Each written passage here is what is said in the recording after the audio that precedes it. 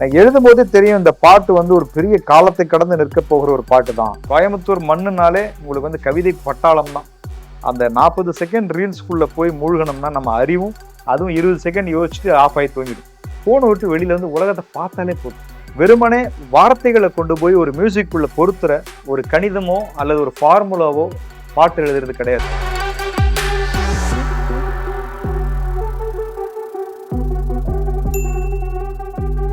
வணக்கம் sir, welcome to சிமாட்ச் TV. First of all உங்களை சந்திச்சதுல ரொம்ப சந்தோஷம்.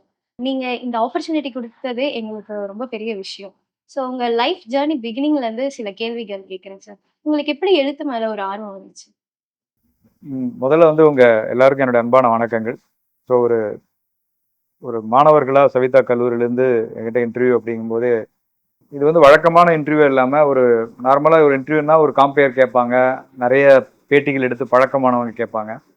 ஸோ அது இல்லாமல் ஒரு ஒரு யூத் டீமாக ஒரு ஸ்டூடெண்ட்ஸ்லேருந்து வரும்போது ஒரு புதிய கோணத்தில் அவங்க கேட்பாங்க அப்படிங்கிறதால தான் நான் இந்த பேட்டி வந்து எனக்கு கொடுக்கணும் அப்படின்னு நான் முடிவு பண்ணேன். ஸோ நானும் அப்படி தான் எதிர்பார்க்குறேன். உங்களுடைய கொஷின்ஸ் வந்து ரொம்ப ரிப்பீட்டடாக அந்த பேட்டர்னில் போய் மாட்டிக்காமல், ஏன்னா நிறைய அந்த மாதிரி நம்ம நிறைய பேசிட்டோம், மக்களும் நிறைய பார்த்துட்டாங்க. ஸோ ஒரு ஒரு நியூ வியூ, அதாவது உங்ககிட்ட இருந்து ஒரு புது வியூவாக ஒரு பாட்டை பற்றியோ இல்லை சினிமாவை பற்றியோ இல்லை கலை உலகத்தை பற்றியோ மக்கள் தெரிஞ்சுக்கும் போது அது வந்து புதுசாக இருக்கும் அப்படின்னு நான் நினச்சேன். அதனால தான் நான் இதை உங்களை சந்திக்கிறதுல ரொம்ப சந்தோஷப்பட்டேன். ஸோ நீங்கள் கேட்குறது வந்து என்னுடைய முதல் பயணம் எழுத்து ஆர்வம் எப்படி வந்துச்சு அப்படின்னா, என்னுடைய பள்ளி பருவத்திலேருந்து ஆரம்பமாச்சு.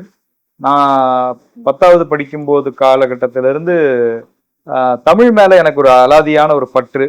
எங்கள் அப்பா வந்து அதற்குரிய புத்தகங்கள் எனக்கு நிறைய வாங்கி கொடுத்துட்டே இருந்தார். புத்தகம் படிக்கிறது தான் எனக்கு ஒரு பெரிய பொழுதுபோக்காக மட்டும் இல்லை, என்னுடைய மிக முக்கியமான பாட புத்தகம் படிக்கிறதை விட எழுத்தாளர்களுடைய புத்தகங்களை படிக்கிறதுங்கிறது எனக்கு ரொம்ப ரொம்ப பிடிச்ச விஷயமா அந்த சமயத்தில் இருந்தது. ஸோ அதனால என்னுடைய கல்வி கூட கொஞ்சம் பாதிக்கப்படுதுன்னு சொல்லலாம். நான் வந்து என்னுடைய 12-13 வயசுலயே நான் பொன்னியின் செல்வன் படிக்க ஆரம்பிச்சிட்டேன். அதுக்கப்புறம் ஒரு 18-19 வயசுலலாம் பொன்னியின் செல்வன் நான் 2வது முறை 5 பாகத்தையும் படிக்கிறேன். ஸோ அந்த சமயத்தில் எனக்கு சரித்திர புத்தகங்கள் மேலே ஒரு அலாதியான காதல் இருந்தது. கவிதை புத்தகங்கள் மேலே அது அப்படியே கடக்கப்பட்டது. அப்போ கவிதைகள் மெல்ல மெல்ல அறிமுகமானதுக்கு அப்புறம் தான் கவிவேந்தர் மு மேத்தா, கவிக்கு அப்துல் ரஹ்மான், இன்குலாப், எங்கள் கோயம்புத்தூரில் நான் படிச்சுட்டு இருக்கும்போது கவிதை சிற்பி அவர்கள், புவியரசு அவர்கள் அப்படின்னு ஒரு மிகப்பெரிய ஒரு கோயம்புத்தூர் மண்ணுனாலே உங்களுக்கு வந்து கவிதை பட்டாளம் தான். அப்படி ஒரு பூமி அது.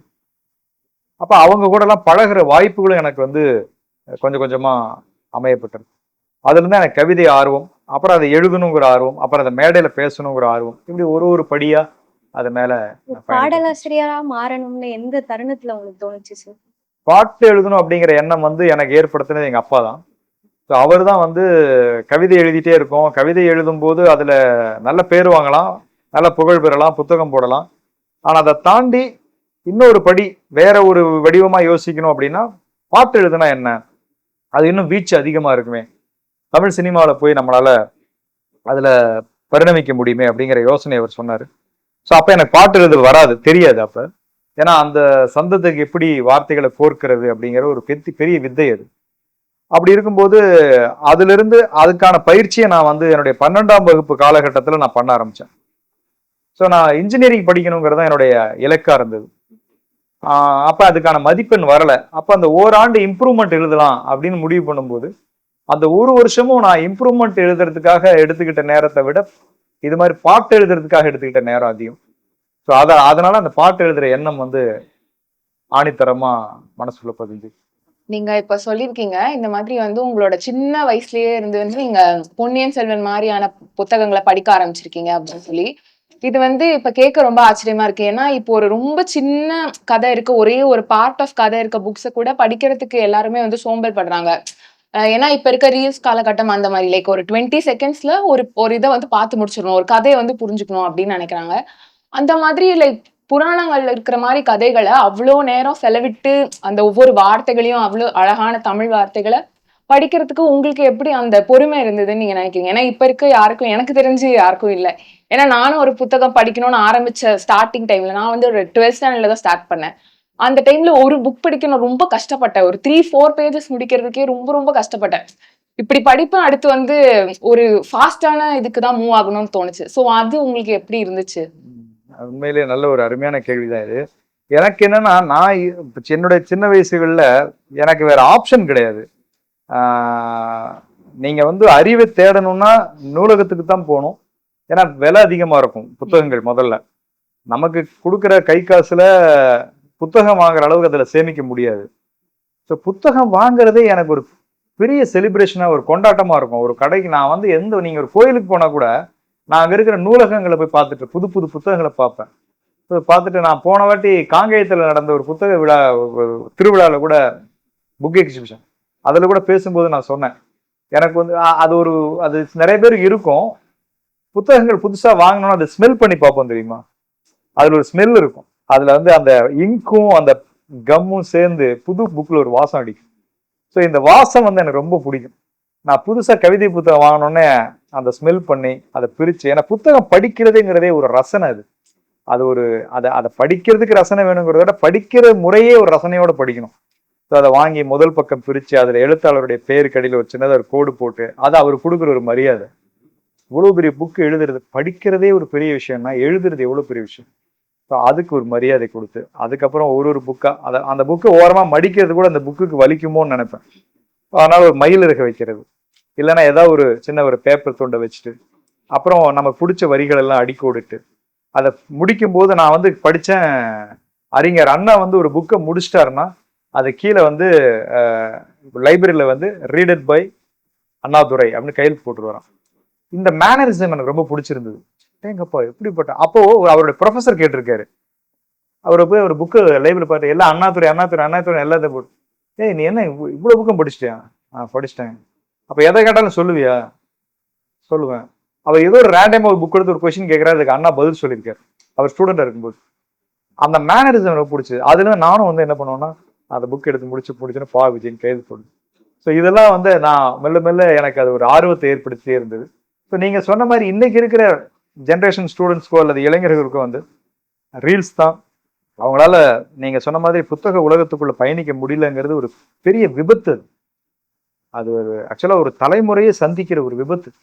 இந்த ரீல்ஸ் உலகத்திலிருந்து வெளியில வராம ஒரு தலைமுறை வந்து அறிவு அடையவே முடியாது. நான் அந்த புத்தக விழாலே அதுதான் சொன்னேன். நீங்க என்னதான் இணையதளத்துல கூகுள்ல அல்லது சாட் ஜிபிடில போய் சர்ச் பண்ணி படிச்சாலும் உங்களுடைய அறிவு விருத்தி அடையவே அடையாது. ஏன்னா நீங்க கற்றுக்கொள்வதெல்லாம் துணுக்கு அறிவுகள். அந்த இன்ஃபர்மேஷனை மட்டும்தான் அது கொடுக்கும். துணுக்கு தான் படிக்கிறீங்க. நீங்க சின்ன சின்ன செய்திகள், ஒரு மேடை பேச்சு பேச போறோமா, அந்த டாபிக்கு சாட் ஜிபிடில போட்டா கொடுக்குது. அந்த துணுக்கு அறிவு தான் கிடைக்கும். ஆனா ஒரு பெரிய நீட்சியான ஒரு அறிவு வந்து புத்தகம் வாசித்தாதான் கிடைக்கும். ஸோ அதனாலதான் இன்னைக்கு இருக்கிற தலைமுறை எல்லாமே நுனிப்புள்ளாவே அவங்கள்ட்ட கிடைக்குது. ஸோ கொஞ்சம் கொஞ்சமா நீங்க அதுக்கு ட்ரெயின் ஆகணும். ஐ மீன் நான் உங்களை மட்டும் சொல்ல, இன்னைக்கு அந்த ஜென்ரேஷனே வந்து செல்போனை விட்டு எவ்வளவு நேரம் வெளியில வந்து புத்தக உலகத்துக்குள்ளேயோ, நான் என்ன சொல்றேன்னா படிக்க கூட வேணாம். இன்னைக்கு இருக்கிற யூத் வந்து போனை விட்டு வெளியில வந்து உலகத்தை பார்த்தாலே போதும். வேர்ல்டு அவங்க வந்து உறவுகளையோ அல்லது வெளியில இருக்கிற காட்சிகளையோ பார்க்க கூட மாட்டேங்கிறாங்க. நான் இப்போ வரும்போது ஒரு காலேஜ் பஸ்ல பாக்குறேன், ஒட்டுமொத்த ஸ்டூடெண்ட்ஸும் தலை குனிஞ்சு போன்ல தான் இருக்காங்க, இப்படியே தான் இருக்காங்க. பக்கத்துல யாரும் பேசிக்கிறது கூட இல்லை. ஸோ உள்ளுக்குள்ள நடந்த அந்த ஒரு உரையாடல், நண்பர்களுக்குள்ள கூட உரையாடல் நடக்காத ஒரு சூழலுக்கு கொஞ்சம் கொஞ்சமா உலகம் போயிட்டே இருக்கு. கொஞ்சம் கொஞ்சமா ஒரு மனுஷனும் தனித்தனி உலகம் ஆயிடும். ஃப்ரெண்ட்ஷிப்பே இருக்காது. சும்மா பேரளவுல ஃபேஸ்புக்ல ஃப்ரெண்ட்ஸா இருப்போம் அல்லது இன்ஸ்டால நம்ம பதில் வரும். இது எல்லாத்துக்குமே அடிப்படை காரணம் வாசித்தல் குறையிறது தான். ஸோ இட்ஸ் அ வெரி நல்ல ஒரு அருமையானது. அந்த கொஸ்டின்ல நிறைய ஆன்சர் இருக்கு. இருந்தாலும் நான் சுருக்கமா சொல்ல விரும்புறது, அந்த 40 செகண்ட் ரீல்ஸ்குள்ள போய் மூழ்கணும்னா நம்ம அறிவும் அவ்வளவுதான் யோசிக்கும். அப்படியே சுருங்கி அதுவும் 20 செகண்ட் யோசிச்சுட்டு ஆஃப் ஆகி தூங்கிடும். ஸோ ஒரு தொடர்ந்து நம்மளுடைய அறிவாற்றல் வெளிப்படணும்னா புத்தகம் படிச்சா மட்டும்தான் முடியும். அந்த சமயத்திலிருந்து எனக்கு வந்து புத்தகத்தின் மேல ஒரு பெரிய ஒரு அலாதியான ஒரு விருப்பம் இருந்துட்டே இருக்கு. அதான் சொன்னேன், எங்க அப்பா எனக்கு வரும்போது ஏதாவது வாங்கிட்டு வரணும்னா விளையாட்டு ஜாமான் வாங்கிட்டு வரதை விட புக் தான் வாங்கிட்டு வருது, புத்தகம் தான் வாங்கிட்டு வருது. ஸோ அதை பார்த்தோன்னா எனக்கு ரொம்ப குதூகலமா இருக்கும். அதை வாங்கிட்டு போய் படிச்சு அதை அட்டை போட்டு வச்சு, இன்னும் என் புக்கெல்லாம் இருக்கு நிறைய. எனக்கு எங்கே என்னோட அலமாரி திறந்தீங்கனாலும் நான் படிச்ச புத்தகங்களோ அதுதான் கிடக்கும், எங்க பார்த்தாலும் கிடக்கும். ரொம்ப அழகா பதில் சொல்லியிருந்தீங்க. இந்த ரீல்ஸ் உலகத்தை பத்தி இப்ப நீங்க இவ்வளவு விரிவா சொன்னதை ஒரு கவிதையா எங்களுக்கு சொல்ல முடியுமா? இல்லை, நான் இப்போ பேருந்துல வரும்போது பார்த்துட்டு வரேன், எல்லாருமே அப்படி படிச்சுட்டே இருக்காங்க. அது பார்க்கும்போது எனக்கு என்ன தோணுதுன்னா, ரீல்ஸில் தலைகுனிந்து இருப்பது மாணவர்கள் மட்டுமல்ல, மானுடமும் தான். ஒட்டுமொத்த ஹியூமனிட்டியே தலைகுனிச்சு தான் இருக்கு. வெறும் ஸ்டூடெண்ட்ஸ் மட்டும் தலைகுனிச்சு உட்கார்ந்துருக்கல. ஒட்டுமொத்த மானுடமுமே தலைகுனிச்சு நிக்குது.